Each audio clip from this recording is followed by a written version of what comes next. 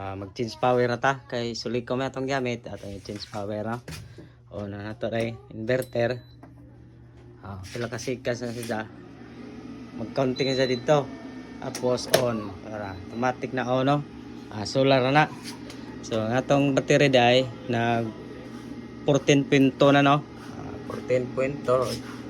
Sabi na hindi man maklaro na. 14.2. Okay na.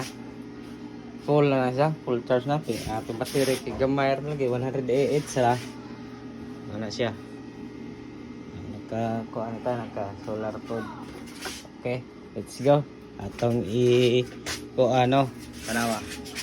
32, 33 atong plug in ang atong kuan, atong ano. And ito nang i-on ng atong ref kay full na. Ref. Okay. Siga na atong ref. Okay. Bugnaw na siya. Okay Uy, nag-ice to na. Pero okay pa. Kaya pagkadutunaw no. Arang atong init to. Arang ka okay kayo. Arang load na to. Uy, wapang saka. 32 pa. Atong kuan murag hiner ni di kayo sa kabugnaw no kay giwan rin na to.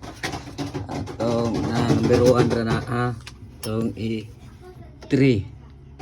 Okay. Ano na to unsay kuan da og 3. Uy, wag gapon wa katandog.